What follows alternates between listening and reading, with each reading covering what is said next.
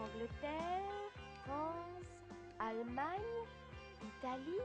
Zut de zut! Célia, je t'interdis ce genre d'imprécation. Excuse-moi, mère, mais j'ai mes raisons. Nous devons faire pour la classe de demain un devoir sur l'Australie. Et je n'arrive pas à trouver où c'est sur le globe. Pas étonnant. Tu cherches dans les environs de l'Angleterre. Je t'ai déjà expliqué que l'Australie se trouve dans l'hémisphère sud et qu'il faut plusieurs mois de bateau pour y arriver.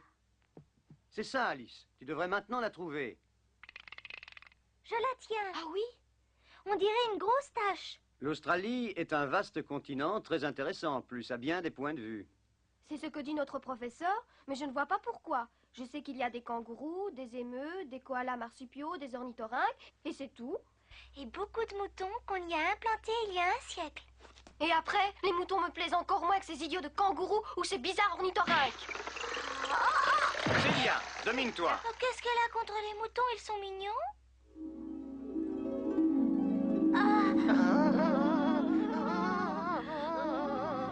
J'espère que ce n'est pas moi qui fais peur à vos majestés. Non, nous tremblons devant cette effrayante souris. Elle est derrière la porte. Et elle attend que nous la laissions entrer. Ah? Pourtant, les souris sont inoffensives. Célia a apporté un jour une souris à la maison.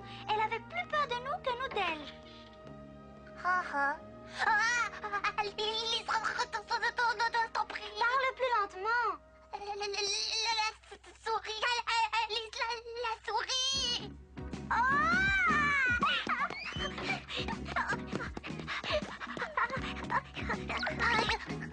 C'est le comble. Elle vient se réfugier vers nous en tremblant, alors qu'il y a un instant, elle prêchait pour les souris. Comment pouvais-je deviner que vous vouliez me parler d'une souris géante? Cette souris est aussi grosse qu'un kangourou. Tu as raison, Benny. Aussi grosse qu'un kangourou. Je suis au courant car nous avons en classe pendu au mur la photo d'un kangourou. Cette souris n'est pas du tout une souris. Majesté, il s'agit seulement d'un kangourou. De mignons petits kangourous.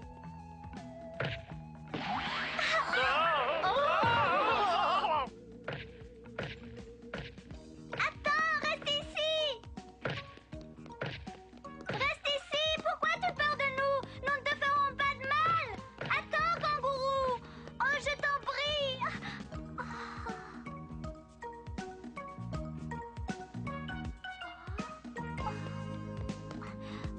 Il a disparu, comme s'il était tombé dans un trou.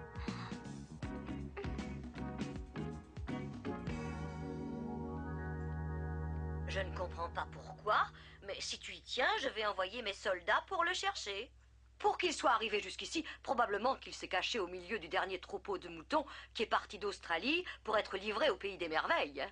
Ici, au pays des merveilles, vous recevez des moutons d'Australie? Mais oui, on nous prédit un hiver très froid. C'est pourquoi nous aurons besoin de beaucoup de laine. Je vais constituer pour les habitants du pays des merveilles un stock de pullovers.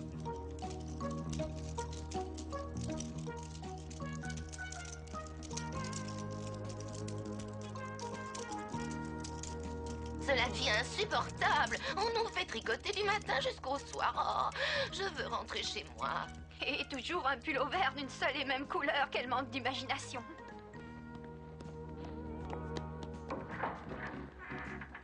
Votre Majesté veut-elle bien entrer?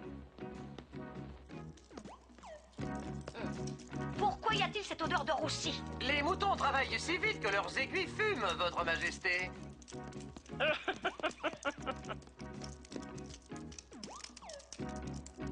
Dis-moi, est-ce que ce modèle te plaît? Il est très beau. La couleur vous flatte, Votre Majesté. Oh oui, j'en ai fait le dessin moi-même. Oh, vous appelez ça un travail de qualité? Nous sommes épuisés, Majesté. Nous tricotons depuis des heures. Et en outre, nous avons le mal du pays. Nous désirons retourner chez nous. Oh. Voilà, ma chère. Tu n'as plus qu'à recommencer par le commencement et à me tricoter un beau petit pullover qu'on puisse porter. Vous êtes venu d'Australie pour ça. Mais Votre Majesté... Je ne tolère aucune réflexion. Faites ce que je dis. Il nous faut des pullovers. Je ne veux pas que mes sujets prennent froid. Les sujets enrhumés ont un sujet de mécontentement. Oh, Benny, je crois que la reine de cœur ne sait pas s'y prendre avec les moutons. Elle devrait les traiter plus aimablement et faire un effort pour les comprendre. L'ennui, c'est qu'elle n'a jamais connu la signification du mot aimablement.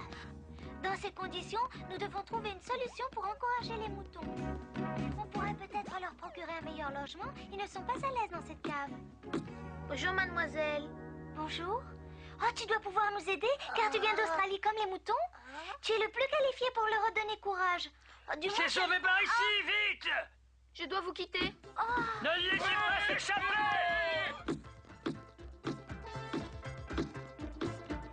Si nous échappons encore, nous aurons des ennuis! Je ne comprends pas pourquoi ils lui courent après. Ils n'ont qu'à l'appeler. Sautons-lui dessus et tenons-le bien! Maman, maman, maman, maman. On dirait qu'il réclame sa mère!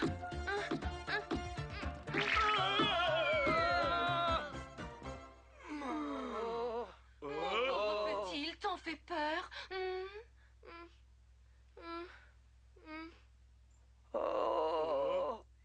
Ce sont ces gens-là qui ont voulu te brutaliser. Nous voulions l'attraper dans son propre intérêt, n'est-ce pas, Descartes? Oui. Nous lui voulions pas de mal, on devait lui montrer le chemin de la cuisine. Oh, de mieux en mieux. D'après ce que je vois, on nous aime pas beaucoup ici. Je crois qu'il faut rentrer en Australie sans perdre de temps. Viens, mon fils. On s'en va. Une seconde. J'ai entendu ce que tu viens de dire, mais ce n'est pas vrai, tu te trompes. Tu es tellement grande et grosse que... Oups. Ne te gêne pas. Tu peux te moquer de nous. Tu sais, tout le monde chez nous en Australie en fait autant. Personne ne songe à se moquer de toi. Au contraire, nous te cherchions pour te demander de nous aider à réconforter les moutons. Tu veux sans doute dire qu'il faut que je les fasse rire? Oh, regarde, Benny Bunny, ce doit être une issue secrète. Je t'en prie, ne t'en va pas.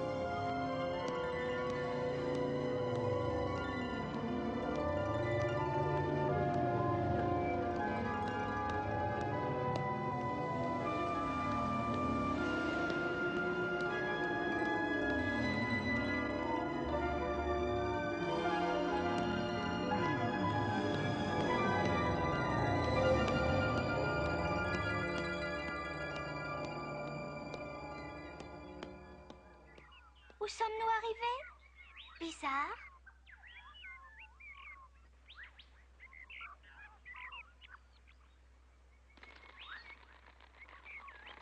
Je vous souhaite la bienvenue, mademoiselle. C'est très aimable. Qui es-tu? Je suis un cacatoès. Tu peux sûrement me dire où nous nous trouvons alors. C'est très simple, nous sommes de l'autre côté de la Terre, mon enfant. Ne serions-nous pas en Australie? Oui, c'est le nom que l'on donne à ce pays, à l'Est comme à l'Ouest. Mais c'est épouvantable! Cramponne-toi, sinon tu vas tomber, Benny Bunny. Nous sommes de l'autre côté de la Terre. Oh oui, je suis mort de peur. De quoi pouvez-vous avoir peur? Je n'y comprends rien. Ah, si on est de l'autre côté de la Terre, tout le monde doit marcher la tête en bas. Et qu'est-ce qui te fait dire ça? Tu n'as qu'à me regarder. L'attraction terrestre est exactement comme chez vous, sinon je ne pourrais pas voler. L'attraction terrestre. Qu'est-ce que ça mange en hiver? Tu n'as pas besoin de t'accrocher, tu ne tomberas pas dans le ciel. Oh, crois-moi, tu peux me faire confiance.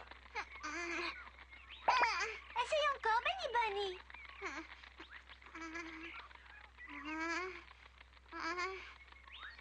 Bah, ça colle. J'ai toujours cru qu'en Australie, on marchait sur les mains, la tête en bas, et que même chacun pouvait se déplacer dans l'air. Comme ça? Je viens de te faire une blague et tu as failli y croire. Malheureusement, je n'ai plus de temps à vous consacrer. Encore une fois, bienvenue en Australie. Faites-y bon voyage. Non, le temps va pas si vite, Cacatoès. Je voudrais savoir où l'on peut rencontrer les grands kangourous. Il ne t'entend plus. Il est parti très loin à tire d'aile. Alors, il n'y a pas d'autre solution que de les chercher nous-mêmes. Ohé. Ohé. Eh bien, Là-haut, perché sur l'arbre. puis-je me présenter? Je suis Charlie, le petit koala. Je suis heureuse de te rencontrer. Voici Benny Bunny. Et moi, je suis Alice. Nous arrivons d'Angleterre. Je n'ai jamais entendu parler de l'Angleterre. Est-ce loin d'ici? Oui, très loin. Sais-tu par hasard où nous pourrions trouver les grands kangourous? Je sais seulement où tu peux voir ma famille. Ils sont tous dans l'arbre au-dessus de moi. Mon grand-père, mon cousin, ma sœur, mon oncle. Enchantée. Bonjour. Oh, Moi, je peux te dire l'endroit où on trouve les grands kangourous. Voudrais-tu que je te l'indique? oui, s'il te plaît. Je cherche une maman kangourou avec son petit. Tu trouveras les grands kangourous seulement en Australie. Mais où en Australie? Quelque part en Australie. Réponse idiote. Sais-tu ce que c'est? Un ornithorynque. Les ornithorynques peuvent vivre sur terre et dans l'eau. Ce sont des animaux extrêmement rares. Il est rare en effet d'en trouver de plus laid, de plus idiot.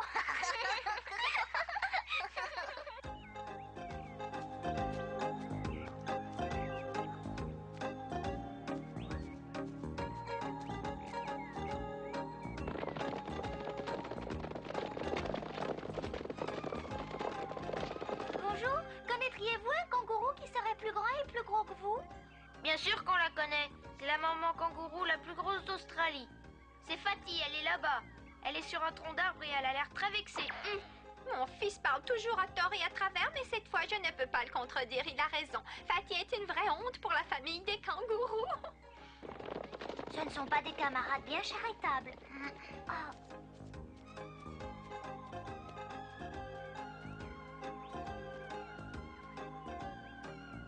Bonjour, c'est moi, Alice. Refuserais-tu de nous adresser la parole? Nous sommes ici spécialement pour te voir. Exactement comme les autres. Tout le monde vient ici pour pouvoir se moquer de moi. Je t'ai déjà dit que ce n'est pas notre intention. Nous sommes ici parce que nous avons besoin de ton aide. Il s'agit des moutons. Nous devons essayer de leur rendre la vie plus agréable. Personne ne me rend la vie agréable. Attends, je t'en prie, kangourou. Tu peux me faire confiance. Voici ce dont il s'agit. La reine de cœur enfermait les moutons dans la cave et ces moutons nous font pitié parce qu'ils ont le mal du pays. Est-ce la vérité? Ne mens-tu pas? Oh non. Et je te jure que je sais déjà ce qu'il faut faire pour aider ces pauvres moutons. Bien, je t'écoute.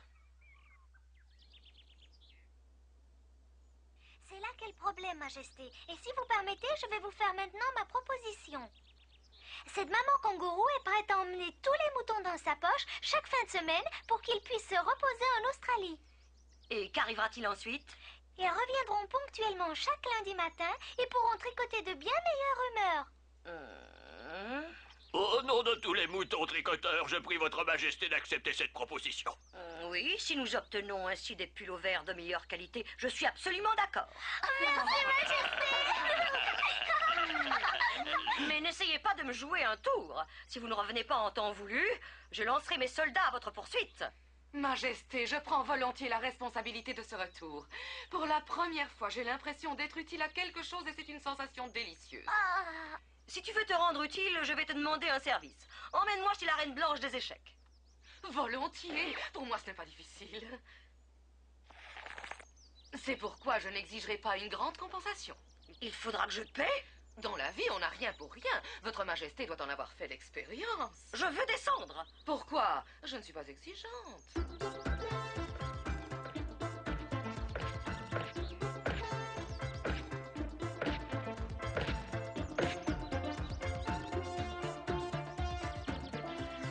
Tu as dû lui faire un très grand plaisir, Alice, car ma maman n'a jamais été de si bonne humeur. En tout cas, nous les moutons, nous avons toutes les raisons de t'être reconnaissants. Oh, la reine a dû changer d'avis car les voilà qui reviennent.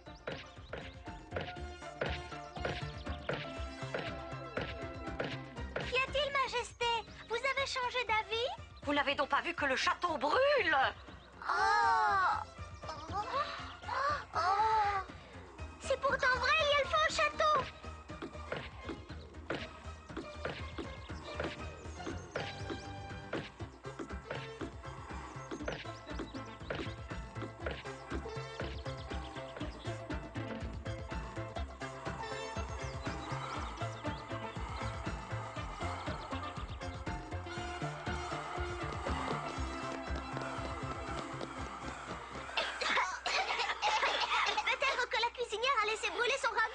La cuisine est dans la tour de l'ouest et la fumée vient de la cave.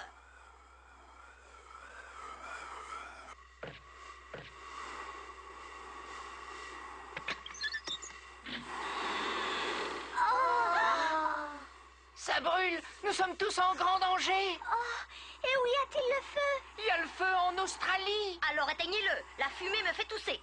Nous voudrions bien l'éteindre, mais nous ne savons pas comment faire. Les koalas ne sont pas pompiers. Ma pauvre famille, elle est cernée par les flammes. Ils sont tous en danger. Le feu nous attaque. Venez nous sauver, nous brûlons. Sauvez-nous. Par pitié, venez nous aider. Je vous en supplie.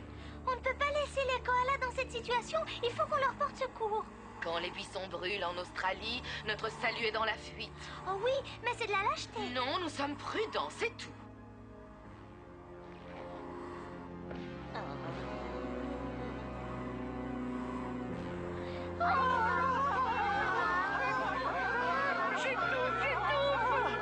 Ça a l'air grave.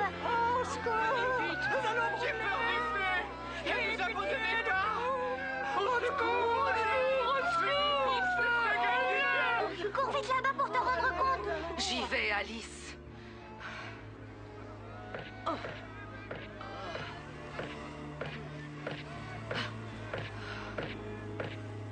Il nous faut de l'eau pour éteindre le feu. Sais-tu où on peut en trouver? Hélas, à 100 lieues à la ronde, il n'y a pas une seule goutte d'eau. Oh.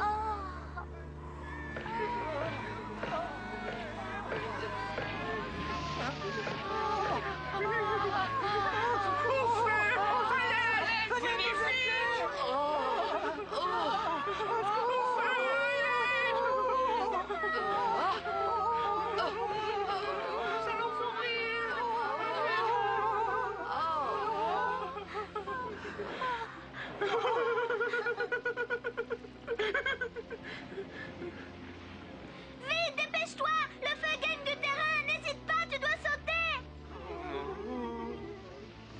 Saute! Oh, pourquoi ne te décides-tu pas? Tu te mets toi-même en danger! Il faut que tu sautes! Saute donc, vite!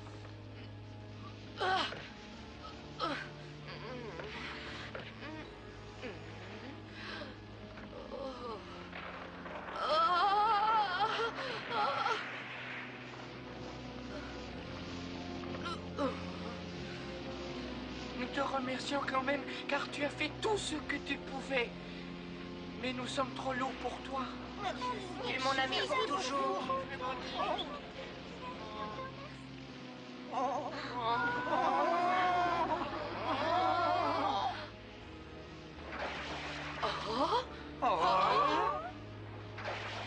Mais c'est Alice! La reine de cœur et tous les autres sont venus pour l'aider. Allons plus vite. Ne vous endormez pas. Vous êtes trop lent.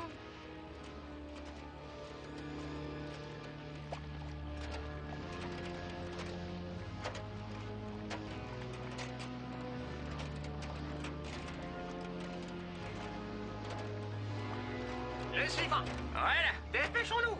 Chien, merci.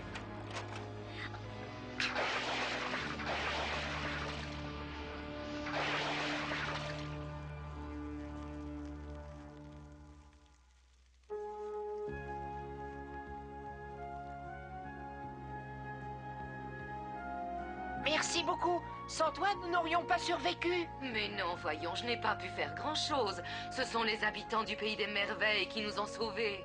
Sans votre aide, je ne sais pas comment tout cela se serait terminé. Eh oui! Nous avons tout observé de loin. Nous sommes fiers de toi. Excuse-nous si nous nous sommes jadis moqués de toi. Maman a dit que je devais prendre exemple sur toi pour devenir un bon kangourou courageux. C'est la première fois que vous me dites des mots aimables. Oui, tâche de devenir comme elle, mais pas aussi grosse. Excuse-moi, c'est très vilain de ma part.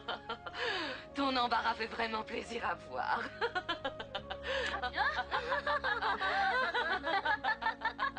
J'aime rire avec les autres sans me moquer de personne.